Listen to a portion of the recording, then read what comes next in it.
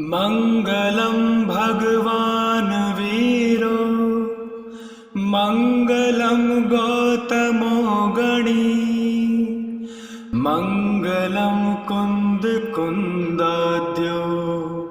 जैनधर्मोऽस्तु मङ्गलम्।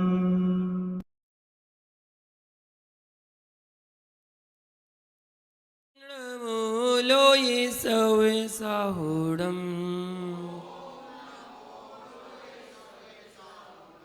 जय बोलो अनंतानंद सिद्ध परमेष्टि भगवान की, ऑनलाइन श्री पारसनाथ भगवान की, परम पूज गुरुदेव गणाचार्य श्री विराग सागर जी महामुनि राज्य की, अहिंसा में विश्व धर्म की, उत्तम ब्रह्मचर्य धर्म की।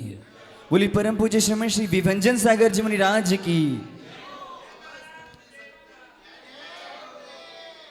महानुभाव,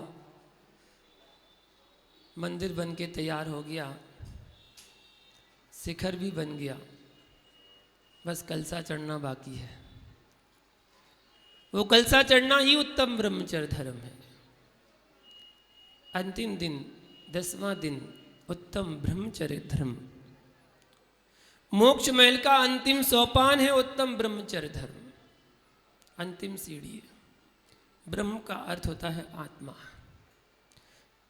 ब्रह्म का अर्थ होता है आत्मा, और आत्मा में रमण करना ही ब्रह्मचर्य धर्म कहलाता है। अपनी आत्मा में रमण करना। एक व्यक्ति ने मुझसे पूछा कि आपने भरी जवानी में सन्यास क्यों ले लिया? भरी जवानी में आपने सन्यास क्यों ले लिया? आपने भोग भोगे ही नहीं है, आपको कैसे पता कि भोग बुरे होते हैं? आपको कैसे पता कि भोग बुरे होते हैं? मैंने कहा भाई एक बात बताओ, जहर पिया है? वह बोला नहीं, मैंने क्यों, मैंने तो नहीं पिया जहर। वह बोला मैंने जहर नहीं पिया, अगर मैं पीऊंगा तो मर जाऊंगा, इसलिए जहर नहीं पिया। मैंने कहा तुम्हें कैसे पता कि जहर खाने से, जहर पीने से मर जाते हैं? बोले ये तो सबको पता है, मुझे विश्वास है कि जहर पिएंगे तो मर जाएंगे। तो मैंने कहा मुझे विश्वास है कि वासना जहर के समान है, इसलिए उसको पीना ही नहीं है, अर्थात भोग भोगने की आवश्यकता ही नहीं है। दीक्षा तो तभी ली जाती है जब मन में वैराग्य हो। वैराग कभी भी हो सकता है, बचपन में भी हो सकता है, युवापन में भी हो सकता है, वृद्धापन में भी हो सकता है। ये मत समझना कि उम्र जाने के बाद ही दीक्षा होती है। आप बचपन में भी दीक्षा ले सकते हैं, जरूरी नहीं है कुएं में गिरकर ही पता चले कि कुएं की गहराई कितनी है। कुएं की गहराई को तो रस्सी से भी नापा जा सकता है, हम दूर से देखकर भी नाप सकते हैं, जरूरी नहीं है उसमें कुछ डुबकी लगाना। महानुभाव, शुक्रदेव एक साधु हुए, 20 वर्ष की उम्र में नग्न दिगंबर साधु बन गए। अलौकिक संत, दीक्षा ली जिन्होंने, एक ऐसे साधु बन गए। एक नदी किनारे से जा रहे थे, नदी किनारे से जाते समय कुछ स्त्रियां वहां पर स्नान कर रही थी। वो वहां से निकल गए। पहले शुक्रदेव के पिताजी निकले, शुक्रदेव के पिताजी ने भी दीक्षा ली थी, वो पहले वहां से निकले। उन्होंने देखकर नजरें फेर ली,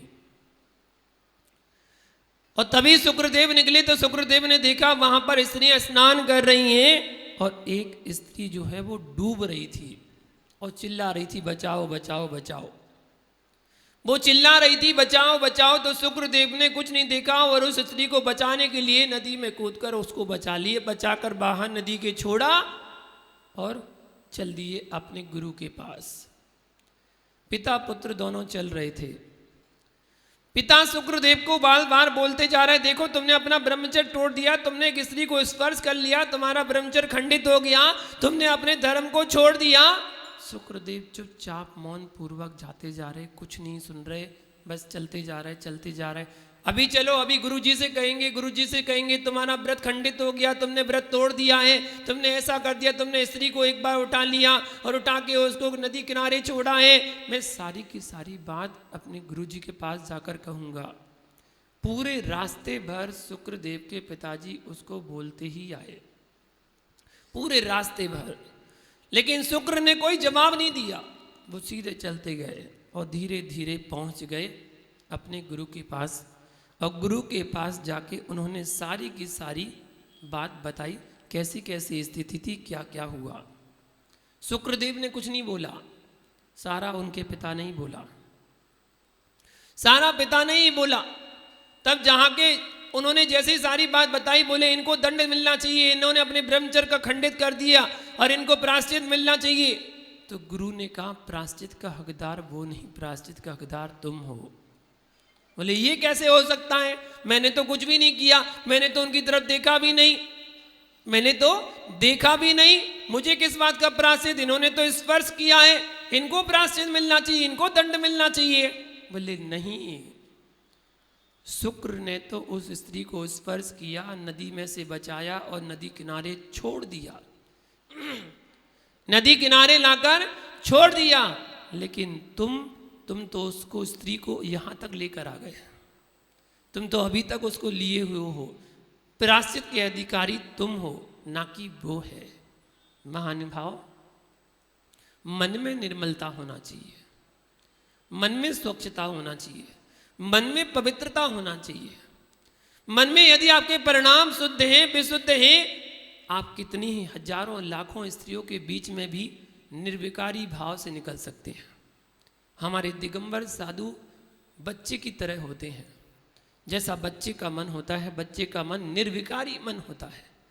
जैसा बच्चा बचपन में होता है, बच्चा 1 साल 2 साल 3 साल 4 साल 5 साल तक बच्चा नग्न घूमता रहता है, माँ के सामने, बहन के सामने, किसी के भी सामने नग्न घूम जाता है, उसको कोई फर्क नहीं पड़ता, कोई मन में विकारी भाव नहीं आता है। लेकिन जब जैसे ही बच्चा बड़ा होने लगता है तो वो शर्माने लगता है, कपड़े पहनना जरूरी हो जाता है, उसे कपड़ा पहनना पड़ता है, उसे शर्म आने लगती है। महानुभाव, जिसके अंदर वासना भरी हुई है उसको ही वस्त्र पहनने की आवश्यकता है, उसको ही वसन पहनने की आवश्यकता है। जिसके मन में कोई विकार नहीं, उसको वस्त्र पहनने की आवश्यकता नहीं है, वो तो निर्विकारी होता है। हजारों लोगों के सामने निर्विकारी भाव से निकल सकता है। उत्तम ब्रह्मचर्य वही कहलाता है। ब्रह्मचर्य का मतलब अपनी निगाहें और अपनी नियत को संभाल कर रखना है। ब्रह्मचर्य की परिभाषा यही है, बस अपनी निगाहें और अपनी नियत को संभाल कर रखना, बस आप ब्रह्मचर्य व्रत का पालन कर सकते हैं। जो निर्विकार हैं, छोटे से नग्न बच्चे को देख करके माँ के अंदर कोई विकार पैदा नहीं होता, माँ के अंदर विकार पैदा नहीं होता। माँ की गोदी में बच्चा लेटा हुआ है, खेल रहा है, उस बच्चे के भीतर भी कोई विकारी भाव नहीं है, ना माँ के अंदर विकारी भाव है, ना बच्चे के अंदर विकारी भाव है, निर्विकार निश्चल भाव। बस ऐसा ही कुछ भाव एक दिगंबर सन्यासी और समाज के बीच में हुआ करता है। जैसा माँ बेटे का संबंध होता है, वैसे ही समाज और साधु का संबंध होता है। माँ बेटे के अंदर कोई विकार नहीं होता है, वैसे ही समाज और साधु के अंदर कोई विकार नहीं होता है। समाज साधु के सामने आ जाती है, साधु समाज के सामने आ जाता है, लेकिन दोनों के अंदर कोई विकारी भाव नहीं आता है। वही भाव होता है एक माँ बच्चे का। इसलिए तो कहते हैं साधु को अपना बच्चे के तुल्य समझो, आपका ही बालक है जो धर्म के मार्ग में आगे बढ़ा है। जब एक व्यक्ति ने प्रश्न पूछा मुझसे कि आप नग्न हैं, आप नग्न जाते हैं, नग्न रहते हैं, वस्त्र धारण नहीं करते हैं, स्त्रियों के बीच से जाते हैं, दुर्भाव पैदा नहीं होता आपके मन में, कोई विकार उत्पन्न नहीं होता आपके मन में? महानुभाव, विकार उनके मन में उत्पन्न होता है, विभाव उनके मन में उत्पन्न होता है जिनके मन में वासना भरी होती है। वासना संसार बढ़ाने वाला काम करता है, संसार की वृद्धि करने वाला काम करता है। और वासना जहाँ छूट जाती है वहाँ से साधना प्रारंभ हो जाती है। और जिसके मन में, जिसके हृदय में साधना भरी होती है, उसका संसार बस बहुत कम रहता है, संसार से पार उतर कर मोक्ष को प्राप्त कर लेता है। तो साधु साधना से भरी है, इसलिए उन्हें वस्त्रों की आवश्यकता पड़ती नहीं है। एक सन्यासी और बच्चे में बस इतना ही अंतर होता है। सन्यासी और बच्चे में बस इतना ही अंतर होता है, बच्चे में विकार अभी पैदा नहीं हुए, बच्चे में अभी विकार पैदा नहीं हुए, और सन्यासी उन विकारों को पैदा होने नहीं देता है। बस इतना ही अंतर है बच्चे और सन्यासी में। सन्यासी उन विकारों को उत्पन्न होने ही नहीं दे रहा, पैदा होने ही नहीं दे रहा है, वो सन्यासी कहलाता है। महानुभाव, बरसात का महीना था, बारिश हो रही है, बारिश में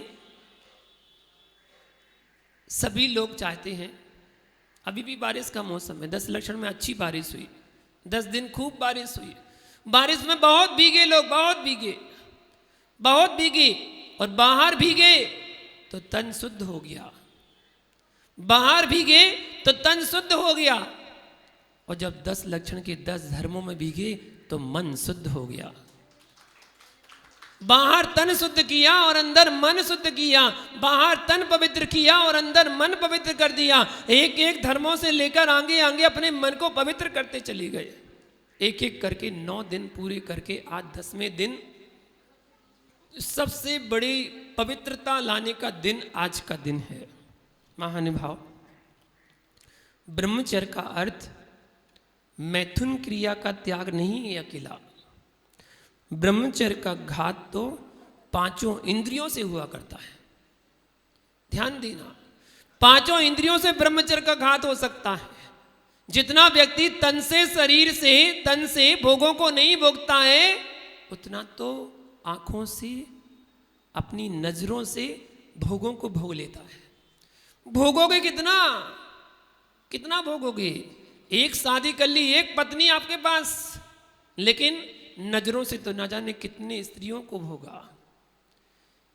एक रावण ने एक स्त्री पर बुरी दृष्टि डाली थी, एक रावण ने सीता पर बुरी दृष्टि डाली, तो उसका परिणाम, उसका फल उसको आज तक दे रहे हैं। सभी लोग मिलकर उसको दशहरा के दिन पुतला बना के जलाते हैं। अच्छा कि वही रावण आगे चलकर संन्यास धारण करके, बैराग धारण करके, तीर्थंकर कर्म प्रकृति का उदय में लाकर तीर्थंकर बनने वाला जीव, वो तो तीर्थंकर बन जाएगा, लेकिन आज उसके पुतले बनाकर और लोग जला रहे हैं। कारण उसकी गलती क्या थी?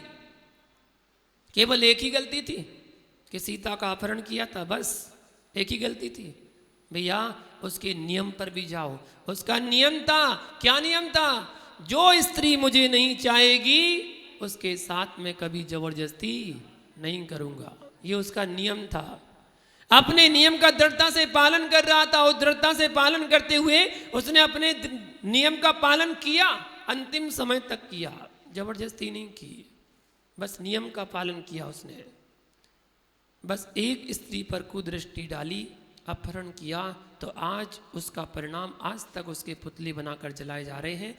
सोचो, मन में विचार करना, चिंतन करना, एक बार बैठकर विचार कर लेना, हमने अपने जीवन में कितनी स्त्रियों पर बुरी दृष्टि डाली होगी। जब रावण की ऐसी गति हो रही तो हमारी कैसी गति होगी, ये भी विचार कर लेना। ब्रह्मचर्य व्रत के बारे में जान रहे हैं, उत्तम ब्रह्मचर्य धर्म की परिभाषा को समझ रहे हैं। 5 इंद्रियों से भोगों को भोगते हैं लोग, स्पर्श से, रसना से, घ्राण से, चक्षु से, कर्ण से। कोई शब्दों को सुनकर भोग रहा है, कोई आंखों से देखकर भोग रहा है, कोई बगल से निकलने पर खुशबू लेकर भोग रहा है। 5 इंद्रियों से विषय भोगों को भोगा जा रहा है, इतना भोग रहे हैं। तो ब्रह्मचर्य तो 5 इंद्रियों से भी विघात हो सकता है। आत्मरमण, आत्मलीनता, आत्मचर्या में जीना ही उत्तम ब्रह्मचर्य धर्म कहलाता है। जो अपनी आत्मा में वास करता है, जो अपनी आत्मा में लीन रहता है, उसी का नाम ब्रह्मचर्य धर्म कहलाता है, वो ब्रह्मचर्य धर्म। महानुभाव, जब मनुष्य नाभि से ऊपर ज्ञान का उपयोग सदुपयोग में लाता है, तो वह ज्ञान उसका साधना बन जाता है। और जब नाभि से नीचे की ऊर्जा उपयोग करता है, तो वह वासना में तब्दील हो जाता है। हमें ऊपर की जिंदगी जीना है, पतन की ओर नहीं जाना है। ब्रह्मचर्य की साधना ही मुक्ति की युक्ति है।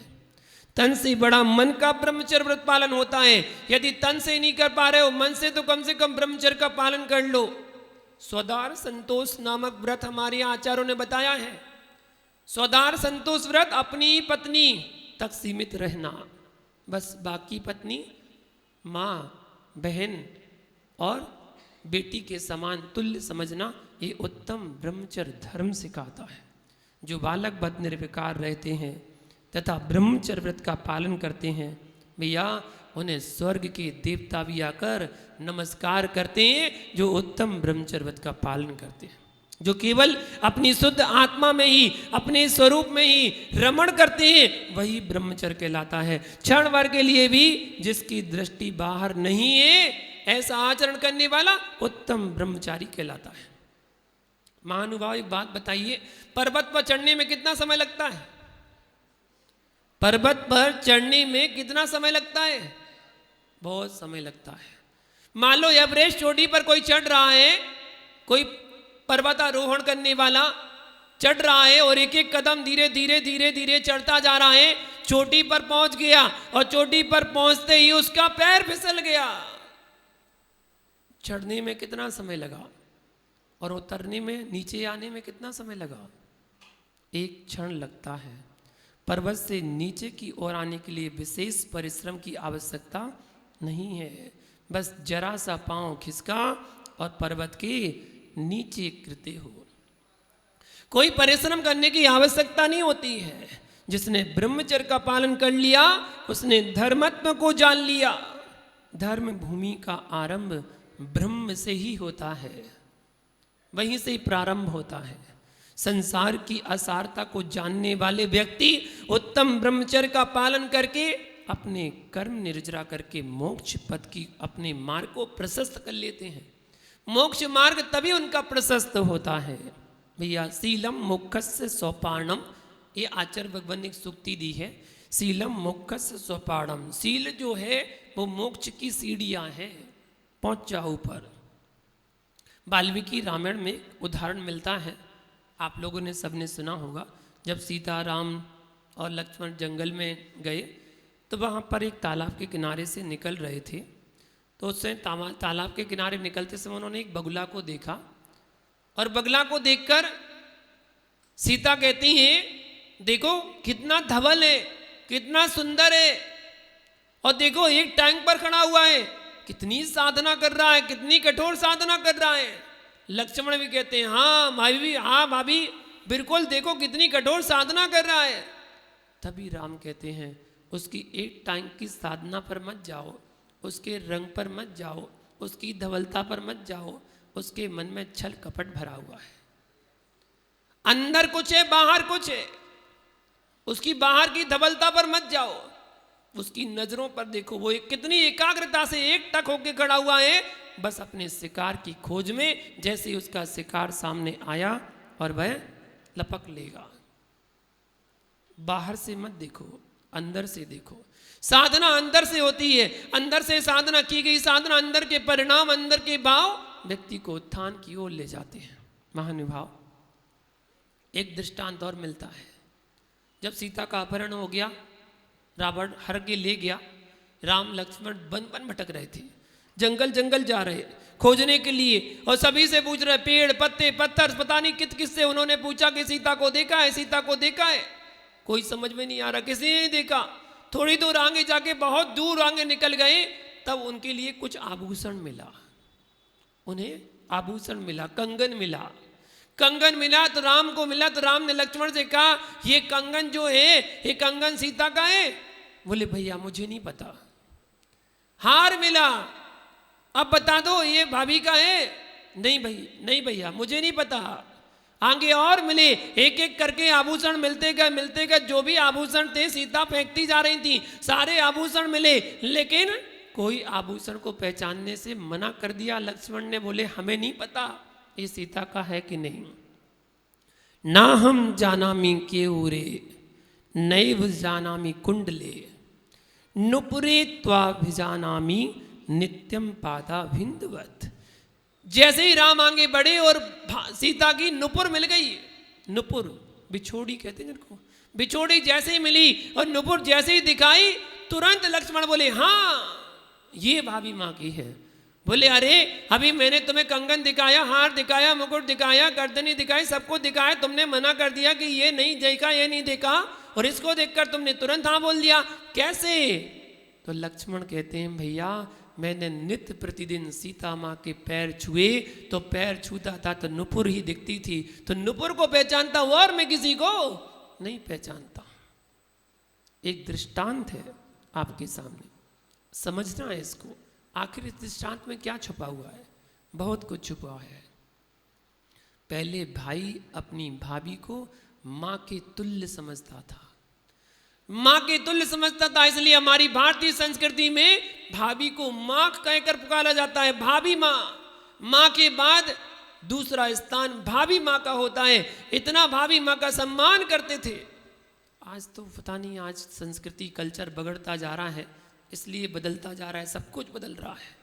वो लक्ष्मण की संस्कृति देखो, बिछोड़ी को पहचान लिया, क्योंकि प्रतिदिन वो पैर छूते थे भाभी के, इसलिए उन्होंने पहचान लिया।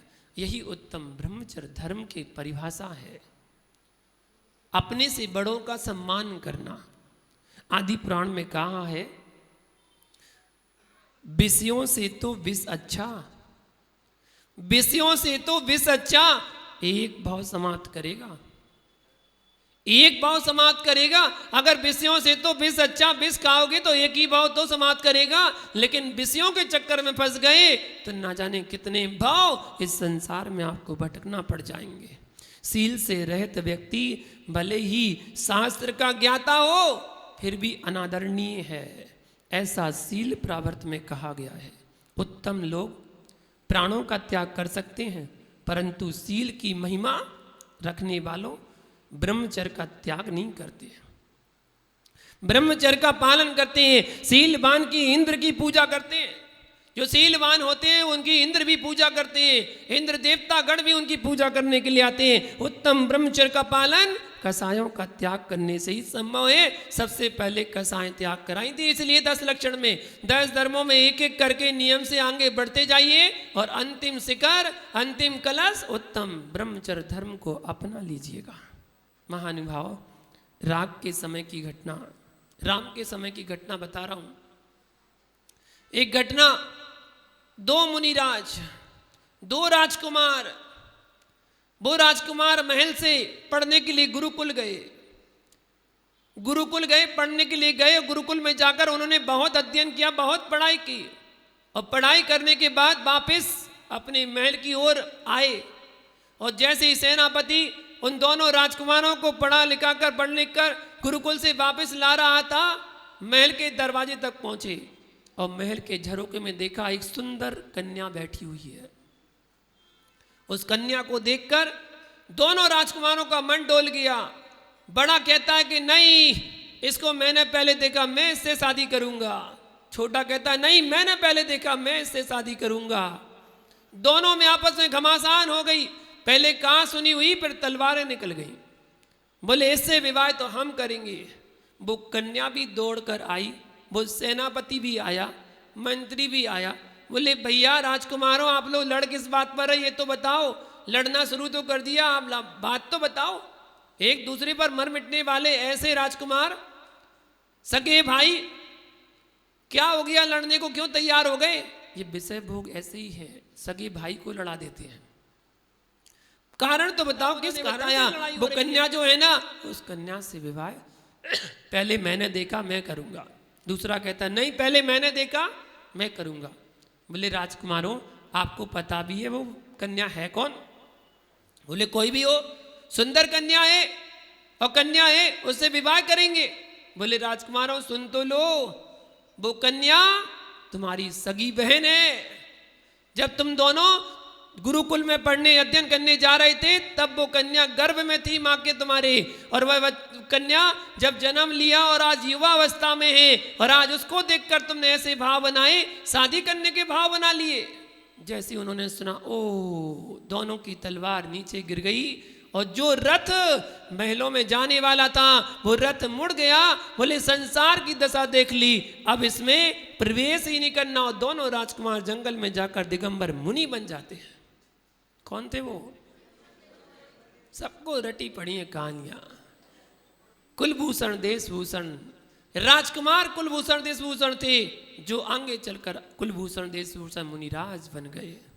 जब पर्वत पर साधना कर रहे थे तो उनका उपसर्ग दूर करने के लिए राम लक्ष्मण ने उनका उपसर्ग दूर किया था, और तभी उनको वहां पर केवल ज्ञान की प्राप्ति हो गई थी। और केवल ज्ञान प्राप्त करने के बाद वो तो दोनों मोक्ष चले गए थे। महानुभाव, छोटे छोटे दृष्टांत के माध्यम से आप समझें कि उत्तम ब्रह्मचर्य धारण कैसे किया जाता है। 3 लोक में ब्रह्मचर्य ही एकमात्र श्रेष्ठ व्रत है। जो इस व्रत का पालन करता है वह सुगति में प्राप्त करता है, सुगति में जाता है, उसे निश्चित सुगति मिलती है। एक छोटा सा ज्ञान वैराग का कारण बन सकता है, लेकिन आज का ज्ञान तो वासनाओं का कारण बनता है। पहले तो छोटा सा कारण भी ज्ञान वैराग का कारण बन जाता था। थोड़े से बाल सफेद हुए, वैराग हो गया। दर्पण में अपना चेहरा देखा, वैराग हो गया। पत्ता ऊपर से टूटकर गिरा, वैराग हो गया। बिजली तड़की, वैराग हो गया। पानी की बूंद उठी और विलुप्त हो गई, वैराग हो गया। एक अर्थी देख ली, मरण देख लिया, वैराग हो गया। छोटी सी घटना हुई और वैराग हो जाता था, दीक्षा ले लेते। आज तो भैया बड़े बड़े कांड भी हो जाएं, बड़े बड़े अत्याचार भी हो जाएं, लुटाई हो जाए, कुछ भी हो जाए, तब भी वैराग नहीं होता है। इतना बड़ा कोरोना निकल गया, बताओ कितनों को वैराग हुआ? सबको पता है कि पता नहीं किसको कोरोना हो जाए और कब कौन चला जाए, किसी को नहीं पता। अब तो सबको ज्ञात हो गया, पता चल गया। जो कल ही तो शाम को बात करके गया था और सुबह पता चली ओम शांति। सुबह जैसे ही उठा के देखा तो ओम शांति। बोले ये क्या, कल ही तो बात करके गए थे, अचानक क्या हो गया? 2 दिन में, 3 दिन में, कोई 4 दिन में, कोई 7 दिन में। जब देखो वो खबर, बस बीच में तो वो ऐसी लहराई थी, बस जब भी कोई दर्शन करने आए तो बोले ओम शांति। कहा भैया सुबह सुबह हमें मिले तुम ऐसी खबर सुनाने के लिए, सुबह सुबह तो मत सुनाते भैया। अब तो वैराग हो जाता। इतनी बड़ी बड़ी घटनाएं देख ली, इतने हजारों लाखों लोगों को मरते हुए देख लिया, तब भी वैराग नहीं हुआ। जीवन में सबसे बड़ा धर्म यदि कोई होता है तो महावीर कहते हैं अपनी दृष्टि को पवित्र करना ही सबसे बड़ा धर्म है। बस अपनी दृष्टि बदल लो। आज सृष्टि बदलने की कोशिश कर रहे हैं, सृष्टि बदलने में कुछ नहीं रखा, कोई नहीं बदल सकता, दुनिया को कोई नहीं बदल सकता। बदलना है तो अपने आप को बदल लो। महावीर ने कितनों को बदल दिया, बताना जरा। महावीर तीर्थंकर बने, उन तीर्थंकर ने कितनों को बदल दिया, कितनों को बदल दिया? किसी को नहीं बदल पाए। उनके समय में भी 5 लोग ऐसे थे जो अपने आप को तीर्थंकर कहते थे कि मैं तीर्थंकर हूं, नहीं बदल पाए। वही महावीर जो आदिनाथ के समय में मारीची के पर्याय में थे, उन्हीं महावीर के जीव ने ही तो 363 मत का मिथ्या मत चलाए थे। बताइए, उनके द्वारा चलाए गए मिथ्या मत जब वो महावीर की पर्याय में महावीर बन गए तो क्या वो मिथ्या मत हटा चुके? हटा पाए?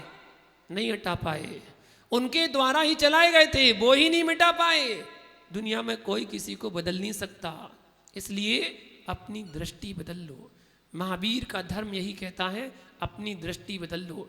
काला चश्मा पहन के निकलोगे तो सब कुछ काला नजर आएगा, और पीला चश्मा पहनोगे तो पीला नजर आएगा। इसलिए सफेद चश्मा पहना करो, सब कुछ सफेद नजर आएगा, अच्छा नजर आएगा। अपनी दृष्टि को बदल लो। जो दृष्टि बदल लेता है उसको सृष्टि बदली नजर आती है, उसको और कुछ बदलने की आवश्यकता नहीं पड़ती है। अपनी दृष्टि में निर्मलता, अपनी दृष्टि में पवित्रता लाना ही उत्तम ब्रह्मचर्य धर्म कहलाता है। आज हमारी दृष्टि की पवित्रता नहीं है, इस कारण हम वासना के संसार पर हैं। हम वासना के संसार पर घूम रहे हैं। वासना के बिस्तर पर रहकर कभी जीवन के स्तर तक नहीं पहुंच सकते।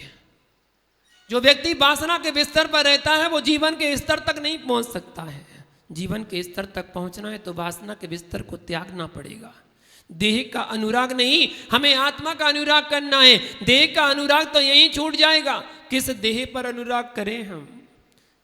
केवल चमड़ी को देखकर अनुराग, वो चमड़ी गोरी काली नजर आ रही है, सांवली नजर आ रही है, उस पर अनुराग। उस काली सांवली गोरी चमड़ी के अंदर क्या है? अंदर क्या है? सबके वही है। खून कैसा है?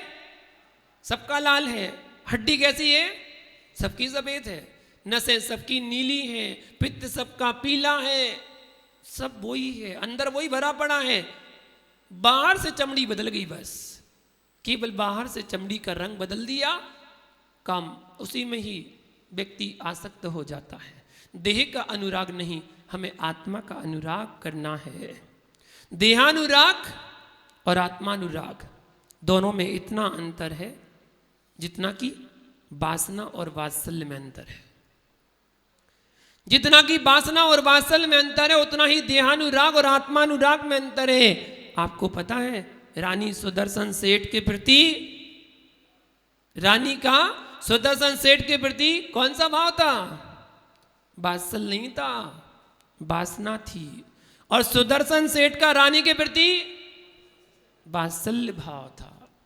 दोनों में इतना अंतर था, बस वात्सल्य के आगे वासना भी हार जाया करती है।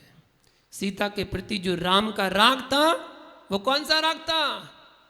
आत्मानुराग था। और रावण का सीता के प्रति जो राग था वो देहानुराग था। एक देहानुराग है, एक आत्मानुराग है। हमें देहानुराग नहीं आत्मानुराग करना है। महावीर तो कहते हैं विवाह भी एक संन्यास हो सकता है। विवाह के लिए मना थोड़ी किया। और आपको एक बात बताऊं, ऐसा नियम है, वो तो हुंडा अवसर्पणी काल का दोष रहा कि अनहोनी घटना घट गई, वरना ये नियम है कि हर तीर्थंकर का विवाह होता है, हर तीर्थंकर राज्य का उपभोग करते हैं, उसके बाद दीक्षा लेते हैं, नियम है। लेकिन वो तो इस युग में हुंडा अवसर्पणी काल में वो तो 5 तीर्थंकर बाल ब्रह्मचारी रह गए, वरना उनकी भी शादी होती, सबकी शादी होती है, सबका विवाह होता है। एक आदिनाथ का रास्ता अपनाते हैं, एक महावीर का रास्ता अपनाते हैं। आदिनाथ का रास्ता मतलब रास्ता तो वही है, बस थोड़ा सा घूम के रास्ता वही पहुंच जाता है। आदिनाथ का रास्ता मतलब आदिनाथ ने विवाह किया, विवाह करने के बाद पुत्र पुत्रियां उत्पन्न हुई और फिर उन्होंने वैराग्य धारण कर लिया। ऐसे भी लोग हैं जो घर परिवार में रहते हैं, बच्चों का पालन पोषण करते हैं, उसके बाद वैराग्य धारण कर लेते हैं, वो आदिनाथ का मार्ग अपनाया। और कुछ महावीर का मार्ग अपनाते हैं जिन्होंने विवाह ही नहीं किया, विवाह ही नहीं किया और विवाह बिना ही दीक्षा धारण कर ली। हमारे पंडित जी अब आदिनाथ भगवान का रास्ता अपना सकते हैं, महावीर का रास्ता तो नहीं अपना सकते हैं, बस बैठे हैं इंतजार में। छोटे पंडित जी, हाँ छोटे पंडित जी महावीर का अपना सकते हैं, एक आदिनाथ का अपना सकते हैं, एक महावीर का अपना सकते हैं। दोनों के पास दोनों रास्ते हैं। देखो कौन सा रास्ता कौन अपनाता है ये तो पता नहीं, आप लेकिन आदिनाथ का रास्ता अपना सकते हैं। भैया घर में रहकर भी सन्यासी का जीवन जिया जा सकता है। कौन कहता है घर में रहकर वैराग नहीं हो सकता, वैरागी का जीवन नहीं जिया सकता है? घर में रहकर सन्यासी का जीवन जिया जा सकता है। आप जीना जानते हो तो घर में रहकर वैरागी, जैसे भरत चक्रवर्ती थे, घर में रहकर वैरागी का जीवन बहुत चर्चे में थे कि घर में रहकर वैरागी का जीवन जीते हैं, आसक्ति से रहित होकर जीवन जीते हैं, बहुत सब लोग चर्चा करते थे। एक व्यक्ति को पची नहीं, बोले मैं जाता हूँ परीक्षा लेने के लिए। वो आया, बोले मुझे राजा से मिलना है, चक्रवर्ती से मिलना है, मुझे भरत से मिलना है। सैनिकों ने रोका, तभी उस समय से भरत आ गए। बोले हाँ क्या हो गया? बोले हमें आपसे मिलने नहीं दिया जा रहा, हमें आपसे मिलना है। बोले हाँ बोलो, पूछो क्या पूछना है? मुझे कुछ बात करनी है। बोले हाँ पूछो क्या पूछना है? बोले मैंने बहुत सुना है आप घर में रहकर वैरागी हैं, मुझे विश्वास ही नहीं होता कि आप घर में रहकर वैरागी हो सकते हैं। मेरी तो एक पत्नी है, वही नहीं संभलती है। तो क्या कहता है? मेरी तो एक पत्नी है, वही नहीं संभलती, आपकी 96,000 कैसे संभालते हो बताओ जरा। 96,000 रानियों का स्वामी चक्रवर्ती, 96,000। आज के समय वाकई में एक समझ जाती है कि नहीं? एक समझ जाती है, अनुभवीशील बैठे हैं, समझ जाती है, पूछ रहे हैं, समझ जाती है ना? राकेश जी, प्रमोद जी, टीटू भाई की तो समझ जाती है, उनकी तो समझ जाती है समझ जाती है। अच्छा वो नहीं समझती तो आप समझ जाते हैं, बहुत अच्छी बात है। ऐसे ही बना के चलना पड़ता है, जब दोनों एक दूसरे की सामंजस्य बना के चले। एक अगर अग्नि है तो दूसरे को पानी बनना पड़ेगा, और एक अग्नि है दूसरा पानी बन गया तो जीवन चलता रहेगा, बड़े आसानी से चलता रहेगा। और जब अग्नि पर अग्नि बन जाए तो फिर तो ज्वाला बनती है, सीधी ज्वाला। इसलिए ज्वालामुखी मत बनना भैया। पत्नी को पहले तो बहुत, जब शादी के पहले उसको बोलते भैया तू तो चंद्रमुखी है, चंद्रमुखी है। और जैसे ही शादी होती है तो तू तो सूर्यमुखी हो गई है। और जैसे ही कहा तो बच्चे हो जाए तो बोले अब तो तू ज्वालामुखी हो गई है। पहले चंद्रमुखी थी, फिर सूर्यमुखी बन गई और फिर ज्वालामुखी हो गई। भैया पत्नी मत बनाना, धर्म पत्नी बनाना। पत्नी तो वो कहलाती है जो तनी तनी रहे। पत्नी कौन? जो पति से तनी तनी रहे, वो पत्नी। आप तो धर्म पत्नी बनाना अपनी। महानुभाव, भरत चक्रवर्ती घर में रहकर बैरागी, उस व्यक्ति ने जब प्रश्न किया कि आप कैसे ऐसे रह सकते हैं, मुझे विश्वास नहीं है, आप अक्षौणी सेना के स्वामी हैं, आपके पास 6 गण के अधिपति हैं, आपके पास 360 रसोई हैं और इतना वैभव, 14 रतन, 9 निधियां, इतना वैभव आपके पास होने के बावजूद भी आप घर में रहकर बैरागी का जीवन कैसे जी सकते हैं? आप जी नहीं सकते। मुझे इस बात का जवाब दीजिए। बोले देता हूं जवाब, अभी दूंगा, पहले तुम मेरा काम करो। तुमने मेरा महल देखा? बोले नहीं देखा। बोले जाओ महल देख कर आओ पहले, उसके बाद तुम्हारे प्रश्न का जवाब देंगे। बोले ठीक, लेकिन शर्त एक है। क्या शर्त है? उसके हाथ में एक तेल से भरा हुआ कटोरा थमा दिया गया। तेल से भरा हुआ कटोरा थमा दिया। बोले ध्यान रखना, इस कटोरे में से एक बूंद भी नीचे ना गिर जाए। अगर एक बूंद नीचे गिरी तो तुम्हारी गर्दन नीचे गिर जाएगी। 2 सैनिक तलवार लेकर साथ में चले। बोले जाओ पूरा महल देख कर आओ, उसके बाद तुम्हारे प्रश्न का जवाब देंगे। अब वो तो कांप गया, फिर भी कटोरा हाथ में थमा दिया। अब गया, सैनिक सब दिखाते जा रहे हैं, ये रानियों का रनवास है, यहाँ पर ये है, यहाँ पर ये है, यहाँ पर ये होता है, यहाँ पर ये होता है, सबको दिखा दिया। और दिखाकर जब वापस आए तो भरत चक्रवर्ती ने कहा हाँ महल घुमाए, दिखाए। बोले क्या राजन, महल कहाँ घुमाए? आप एक काम करो, पहले तेल का कटोरा बाहर निकालो, अलग कराओ इसको। अलग करवा दिया। बोले अब बताओ महल देखा है? बोले राजन कहाँ देखा है, सारा ध्यान तो तेल के कटोरे पर था, कुछ भी नहीं देखा हमने। बोले बस तुम्हारे प्रश्न का जवाब यही है। जैसे तुम सारी जगह घूम कर आ गए लेकिन सारा ध्यान तुम्हारा उस तेल के कटोरे पर था, ऐसे ही मैं सारे वैभव के बीच में रहता हूँ लेकिन मेरा सारा ध्यान मेरी आत्मा में रहता है। इसलिए घर में रहकर भी सन्यास का जीवन जिया जा सकता है। घर में रहकर भी आप बैराग का जीवन जी सकते हैं। अपने आप में रहिएगा। घर में रहना बुरी बात नहीं है, परिवार में रहना कोई बुरी बात नहीं है, बस घर परिवार को अपने अंदर बसा लेना ये बुरी बात है। महानुभाव, भोग के लिए संतान पैदा करना ये तो वासना है। भोग के लिए संतान पैदा करना ये वासना है और योग के लिए संतान पैदा करना ये साधना है। 4 पुरुषार्थ बताए गए हैं, धर्म, अर्थ, काम और मोक्ष। याद रखना, धर्म से ही अर्थ मिलता है, धर्म से काम मिलता है, पंचनदी के विषय भोग मिलते हैं और धर्म से ही मोक्ष की प्राप्ति होती है। कौन सा पुरुषार्थ कर रहे हैं आप? अभी धर्म पुरुषार्थ चल रहा है। यही आपको सब दिलाएगा, अर्थ भी दिलाएगा, काम भी दिलाएगा, मोक्ष भी दिलाएगा, सब कुछ मिलेगा धर्म से। ये 4 पुरुषार्थ हैं। महानुभाव, याद रखना, काम में पैदा होना, काम में जीना और काम में मर जाना यह वासना होती है, ये वासना कहलाती है। लेकिन काम में पैदा होना और महावीर के लिए जीवन जीना और महावीर हो जाना ये सबसे बड़ी साधना कहलाती है। हमें उस साधना की प्राप्ति करना है। कीचड़ में पैदा होना कोई बुरी बात नहीं है, कीचड़ में पैदा होना कोई बुरी बात नहीं है। कमल भी कीचड़ में ही पैदा होता है, कीचड़ में ही पैदा होता है। हमें कीचड़ में कमल की भांति जीना है, कीचड़ में कीड़े की भांति नहीं जीना है।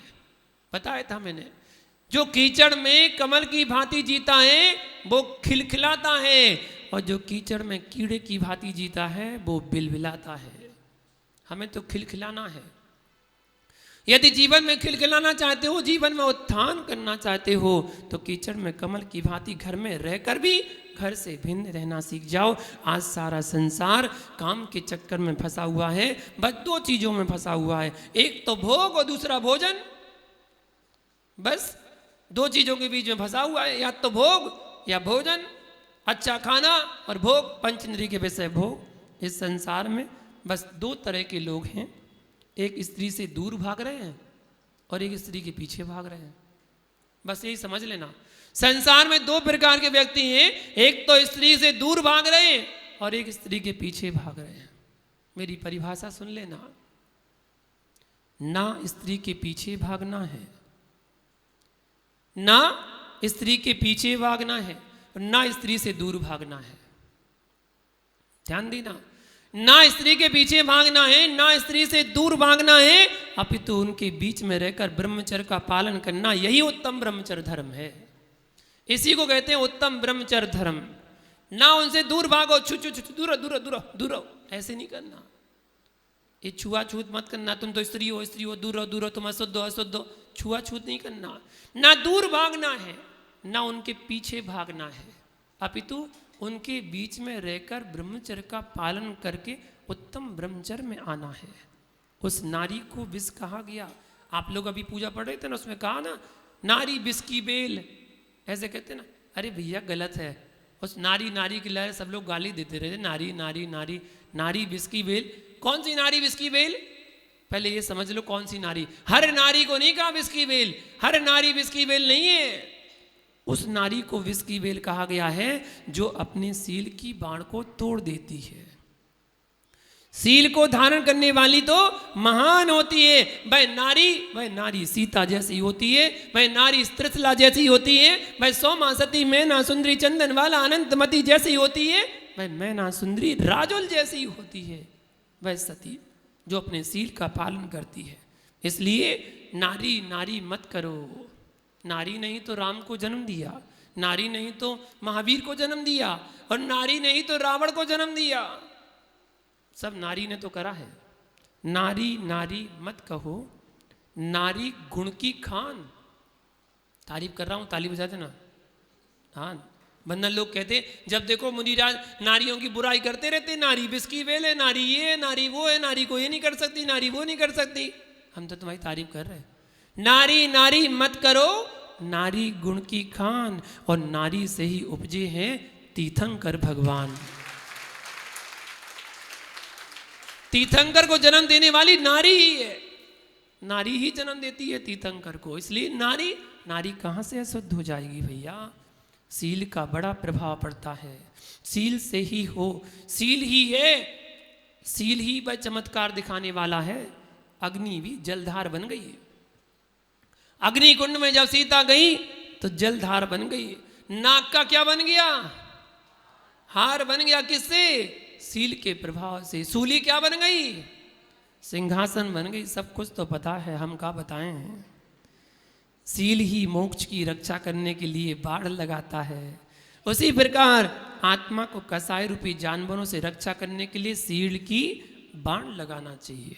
कसायों से रक्षा करने के लिए छोटा सा दृष्टांत देकर वाणी को विराम दूंगा। एक राजकुमार और एक राजकुमारी, राजकुमार को पढ़ने के लिए गुरुकुल भेज दिया, राजकुमारी को पढ़ने के लिए गुरुकुल भेज दिया। दोनों ने अपनी पढ़ाई की। पढ़ाई करने के बाद दोनों बड़े हो गए, युवा अवस्था को आ गए। दोनों के गुरुकुल छोड़ने का समय आ गया, और जैसे ही समय आ गया तो गुरु ने कहा गुरु दक्षिणा तो दे दो भैया। लड़के ने कहा, लड़के के गुरु ने कि गुरु दक्षिणा चाहिए। लड़के ने कहा जो मांगेंगे गुरुजी आप, वो आपको दे देंगे। तो बोले गुरु दक्षिणा में एक काम करो, कृष्ण पक्ष में ब्रह्मचर्य व्रत का पालन करना 15 दिन। बोले ठीक गुरुजी, जो आपने कहा उसका जीवन भर पालन करूंगा। और यहाँ राजकुमारी जो लड़की थी, उस लड़की के गुरु ने बोला गुरु दक्षिणा, तो बोले जो मांगेंगे आप वो देंगे। उन्होंने कहा शुक्ल पक्ष में 15 दिन का ब्रह्मचर्य व्रत का पालन करना, यही तुम्हारी गुरु दक्षिणा है, वजह से बड़ा कोई धर्म नहीं है। महानुभाव, काल संयोग ऐसा बैठता है कि दोनों का विवाह हो जाता है। दोनों लड़के लड़की का विवाह हो गया। विवाह की पहली रात के समय में जैसे ही बैठे हुए हैं, लड़का कहता है लड़की से कि देखो मेरा अभी कृष्ण पक्ष का समय चल रहा है, और मेरा अभी ब्रह्मचर्य व्रत का नियम ले रखा है मैंने, और मैं अपने व्रत का पालन करूंगा, मैं शुक्ल पक्ष में मिलूंगा आपसे। तो लड़की उसी समय कहती नाथ मैंने शुक्ल पक्ष में ब्रह्मचर्य का व्रत ले रखा है और अब मैं अपने शुक्ल पक्ष का ब्रह्मचर्य का पालन करूंगी। दोनों ने एक दूसरे को, देखो पति पत्नी किसे कहते हैं, दोनों एक दूसरे को कहते हैं कोई बात नहीं, जीवन में ऐसा ही लिखा होगा, तुम मेरे धर्म का पालन कराना, मैं तुम्हारे धर्म का पालन कराऊंगा और आजीवन ब्रह्मचर्य व्रत लेकर जीवन यापन कर लेंगे। ऐसे थे विजय सेठ और विजया रानी, दोनों ने आजीवन ब्रह्मचर्य व्रत का पालन किया। राजपुत्री को कुष्ठ रोग हो गया, राजपुत्री को कुष्ठ रोग हो गया तो वैद्य ने मालूम क्या उपचार बताया, वो विजय सेठ और विजया रानी उन दोनों के हाथ का स्पर्श किया हुआ जल अगर उस राजकुमारी को दिया जाए तो रोग दूर हो जाएगा। बड़े से बड़ा औषधि जो काम नहीं कर पा रही थी उसके लिए कहा बस उन दोनों का स्पर्श किया हो जाए। बोले उन दोनों में ऐसी क्या खासियत है, घर में रहकर पति पत्नी के रूप में रहकर आजीवन ब्रह्मचर्य का व्रत का पालन करना सबसे बड़ी साधना है। घर से निकलकर संन्यास धारण करके ब्रह्मचर्य व्रत का पालन करना ये कोई बड़ी साधना नहीं है। जब कोई है ही नहीं है निमित्त तब साधना करे। अनुकूलता में साधना की तो क्या साधना की, प्रतिकूलता में साधना करके दिखाओ तो वो साधना साधना कहलाती है। घर में रहकर पति पत्नी के बीच में रहकर दोनों आपस में आजीवन ब्रह्मचर्य व्रत का पालन करने वाले, बोले बस विजय सेठ और विजया रानी है, अगर उनके स्पर्श किया जल मिल जाए तो राजकुमारी का रोग दूर हो जाएगा। महानुभाव, जैसे ही वो जल मिला राजकुमारी ठीक हो गई। सबसे बड़ा धर्म ब्रह्मचर्य धर्म कहा जाता है, इसलिए कहा गया है पुण्य के प्रताप से पाप का घड़ा फोड़ दो, पुण्य के प्रताप से पाप का घड़ा फोड़ दो, आत्मा के जौहरी वन कांच कचरा छोड़ दो, फिर हो जाएगा शीघ्र ही कल्याण तुम्हारा, फिर हो जाएगा शीघ्र ही कल्याण तुम्हारा। एक बार ब्रह्मचर्य से अपना नाता जोड़ दो, एक बार ब्रह्मचर्य से अपना नाता जोड़ दो। यही उत्तम ब्रह्मचर्य धर्म हमें सिखाता है।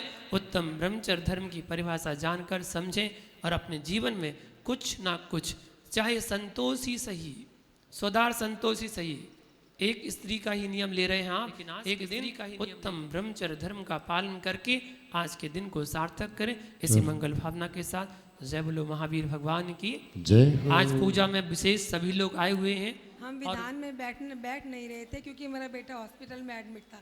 कौन सा पुण्य का उदय है कि उसे छुट्टी भी मिल गई, विधान में बैठ गए पात्र बन के। बहुत अच्छा प्रश्न किया है। विधान में ना बैठते हुए भी भावना नहीं थी कि भावना इसलिए नहीं थी कि बेटा एडमिट था, इसलिए भावना नहीं थी कि विधान में नहीं करना है, ये भावना नहीं थी। बस कारण था, मजबूरी थी कि बेटा एडमिट है, इस कारण से विधान में नहीं बैठ रहे हैं। लेकिन आपका जो उत्कृष्ट पुण्य कर्म का उदय आया, जो साथी से पुण्य आपने अर्जन किया था, उस पुण्य का उदय आ गया। उस उदय के कारण भगवान की भक्ति का फल आपको मिलना था, जिस कारण से आप यहाँ पर पात्र बनकर कुबेर बनकर बैठे हैं। और आपने इस समूषण की रचना के साथ, कुबेर ही करता है समूषण की रचना, तो कुबेर के द्वारा समूषण की रचना कर कर आपने विधान का आयोजन किया। इस पूजा का ही फल है कि बेटे को भी छुट्टी मिल गई और आप भी विधान में बैठ गए। ये साथी से पुण्य का अर्जन किया हुआ था, जो उसका फल आपको इन 10 दिनों में मिला है। अगले गुरु रे महादेव महेश्वरा, गुरु साक्षात परम ब्रह्म, तस्मै गुरुवे नमः, तस्मै गुरुवे नमः। मुनिवर को मेरा 3 बार नमोस्तु, नमोस्तु गुरुवर, नमोस्तु नमोस्तु। हे गुरुवर, मेरा प्रश्न है कि किस प्रकार हम ज्ञानावरणी और दर्शनावरणी कर्मों का अंत छेद कर, अंतराय कर्म को छेद कर सम्यक ज्ञान की प्राप्ति कर सकते, ऐसा सरल उपाय बताइए। ज्ञानावरणी, दर्शनावरणी, अंतराय और मोहिनी साथ में जोड़ दीजिए। 4 ये घातीय कर्म है। ये घातीय कर्म हमारे 100 जीवी गुणों का घात करते हैं, हमारे आत्मा के गुणों का घात करते हैं। आत्मा के गुण हमारे अनंत ज्ञान, अनंत दर्शन, अनंत सुख और अनंत वीर, ये अनंत चतुष्टय हमारे आत्मा के गुण हैं। जो कहीं बाहर नहीं है, हमारे पास ही हैं। ज्ञानावरणी कर्म का क्षय करके अनंत ज्ञान की प्राप्ति, दर्शनावरणी कर्म का क्षय करके अनंत दर्शन की प्राप्ति, मोहिनी कर्म का क्षय करके अनंत सुख की प्राप्ति और अंतराय कर्म का क्षय करके अनंत वीर की प्राप्ति होती है। ये गुण हमारे अंदर है, इन गुण को प्रकट करना है, कहीं बाहर नहीं, अंदर ही है। अपने अंदर की चेतना को जागृत करना है, हमें अपने गुणों को प्रकट करना है। ज्ञानावरणी कर्म के उपशम क्षय के लिए आपको बच्चों को पढ़ाने की जैसा काम करना चाहिए, ज्ञान का प्रकाशन करवाना चाहिए, मुनिराजों के लिए शास्त्र दान करना चाहिए। जिस मुनिराज के लिए जो ग्रंथ स्वाध्याय करने लिए चाहिए है, आवश्यकता है, वो ग्रंथ आपको कहीं भी मिले, उस ग्रंथ को आपको उपलब्ध कराना चाहिए। जो व्यक्ति स्वाध्याय कर रहे हैं उनको स्वाध्याय की प्रेरणा देना चाहिए, स्वयं स्वाध्याय करना चाहिए, कभी स्वाध्याय आदि के कार्यों में विघ्न नहीं करना चाहिए। जिन कारणों से ज्ञान में विघ्न पहुँचे ऐसे काम को नहीं करना चाहिए। आपको ज्ञान का प्रकाशन करना चाहिए, जिनवाणी प्रकाशन करवाना चाहिए। इन कारणों से आप ज्ञानावरणी कर्म को मध्यम कर सकते हैं, अर्थात उपशम कर सकते हैं और धीरे धीरे क्रमशः क्षय को प्राप्त भी कर सकते हैं। इसी प्रकार सभी कर्मों के बारे में है। यदि आप दर्शन में रुक रहे हैं तो किसी दूसरे को मत रोकिएगा, वरना दर्शनावरणी कर्म का बंध आपको हो सकता है। तो दर्शनावरणी कर्म का बंध ना हो तो जिनेंद्र भगवान की प्रतिमाएं विराजमान कराइएगा, मंदिर का निर्माण करवाइएगा, लोगों को दर्शन करने के लिए प्रेरित कीजिएगा, दर्शन करने के लिए भेजिएगा। ऐसे ही अंतराय कर्म से बचने के लिए यदि कहीं चौका लग रहा है, आप जरूर उनका आहार करवाइएगा, देने जाइएगा। कोई चौका लगा रहा है उसको प्रोत्साहन दीजिएगा, बहुत अच्छी बात है, आप चौका लगाइए, उसको मना मत करिए कि आप चौका मत लगाओ, 2 चौके 4 चौके लग रहे हैं, आप मत लगाओ। अगर आपने इतना कह दिया तो आपको अंतराय कर्म का बंद होता है। उससे बचने के लिए इन बातों का ध्यान रखिए और मोह को कम करिएगा, अपने राग द्वेष को कम कर दीजिएगा। जब चारों कर्मों की स्थिति आप कम करेंगे तो चारों गुण की प्राप्ति आपको जरूर होगी। अनंत चतुष्टय प्राप्त करके आप भी केवल ज्ञानी बन सकते हैं।